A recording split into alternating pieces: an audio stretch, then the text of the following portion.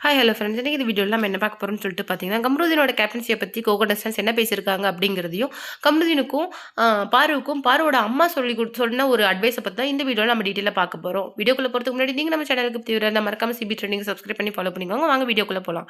கம்ருதீனோட கேப்டன்சியை பற்றி கோகோடஸ்டன்ஸ் கிட்ட விஜய்எஸ் வந்து கேட்டும்போது, அரோரா, விக்ரம், கனி எல்லாரும் என்ன சொன்னாங்க அப்படிங்கிறது தான் நாம் இப்போ டீட்டெயிலாக பார்க்க போகிறோம். அவங்கெல்லாம் என்ன சொல்லியிருக்காங்கன்னு சொல்லிட்டு பார்த்தீங்கன்னா, அரோரா வந்து என்ன சொன்னாங்கன்னா, சார் வந்து கிச்சனில் எல்லா பொருளையும் அப்படி அப்படியே இருந்தது. அப்புறம் சாப்பிட்ட பிளேட்ஸாக இருக்கட்டும், இல்லை அங்கே க்ளீன் பண்ணாமையும் அப்படியே நிறைய சிங்கில் நிறைய பொருள் இருந்தது. பார்க்குறதுக்கே ரொம்ப டர்ட்டியாக இருந்தது. ஆனால் அதை அவர் கண்டுக்கவும் இல்லை. நிறைய பேர் வந்து அப்பப்போ மைக் போடாமையே இருந்தாங்க. அதுவும் அவர் அட்ரஸ் பண்ணி கேட்கல. நாங்கள் நிறைய டைம் அவர்கிட்ட போய் சொன்னோம். பட் அவர் எதுவுமே கண்டுக்கல. பார்வதி வந்து நிறைய தடவை சாப்பிட்ட பிளேட்டை வந்து கழுவாத அப்படியே வச்சுட்டு போயிட்டாங்க. அதையும் நாங்கள் அவர்கிட்ட சொன்னோம்.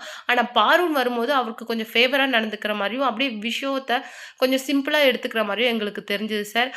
நாங்கள் அவர்கிட்ட சொல்லியும் கேட்கல அப்படின்னு சொல்லிட்டு விஜய் சேதுபதி கிட்ட சொல்லியிருந்தாங்க. விஜய் சேதுபதி கமருதீனை பார்த்து என்ன கேட்குறாங்கன்னா, நீங்கள் கேப்டனாக போட்டிருக்கிறது எதுக்குன்னா, உங்ககிட்ட யாராவது வந்து ஏதாவது சொன்னால் அதை என்ன அப்படின்னு சொல்லிட்டு ப்ரொசீட் பண்ணுறதுக்காக தான். உங்களுடைய கேப்டன்சியை ப்ரூவ் பண்ணுறதுக்கான டைமும் இந்த வீக் தான். நீங்கள் இவ்வளோ அசால்ட்டாக பேசுகிறீங்க சார். நான் என்னால் முடிஞ்ச வரைக்கும் பண்ணினேன். ஏதாவது அதில் மிஸ்டேக்ஸ் இருந்தால் நான் நெக்ஸ்ட் டைம் கரெக்ட் பண்ணிக்கிறேன் சார் அப்படின்னு சொல்லிட்டு சொன்னார். அது மட்டும் இல்லாமல் சார், நீங்கள் எப்போவுமே உங்களுக்கு ஃபேவரான ஆளுக்கு நீங்க ஒரு ஹை பொசிஷன்ல இருக்கும்போது சப்போர்ட் பண்ணக்கூடாது. அப்படின்னா, நீங்க அந்த பொசிஷன்ல இருக்கிறதுக்கான அர்த்தமே கிடையாது.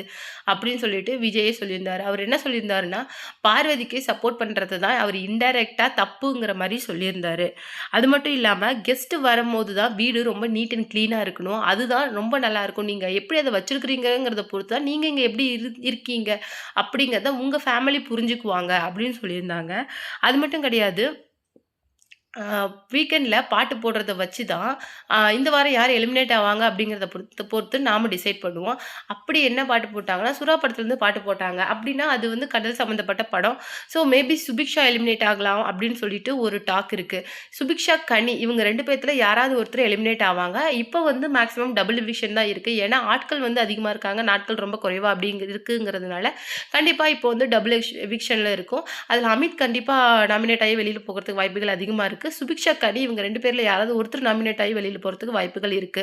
சுபிக்ஷா பிசிக்கல் டாஸ்க்ல கொஞ்சம் நல்லா விளையாண்டு டிக்கெட் டூ ஃபைனலே போறதுக்கு வாய்ப்புகள் அதிகமா இருக்கு. ஆனா கனி வந்து அவ்வளோவா கிடையாது அப்படிங்கிறதுனால மேபி கனி இல்லைன்னா சுபிக்ஷா 2 பேத்துல ஒருத்தர் வந்து வெளியில போலாம் அப்படின்னு ஒரு நியூஸ் வந்திருக்கு. நீங்க இத பத்தி என்ன நினைக்கிறீங்க அப்படிங்கிற உங்களோட கமெண்ட்ட மறக்காம நம்ம கமெண்ட் பாக்ஸ்ல குடுத்துருங்க.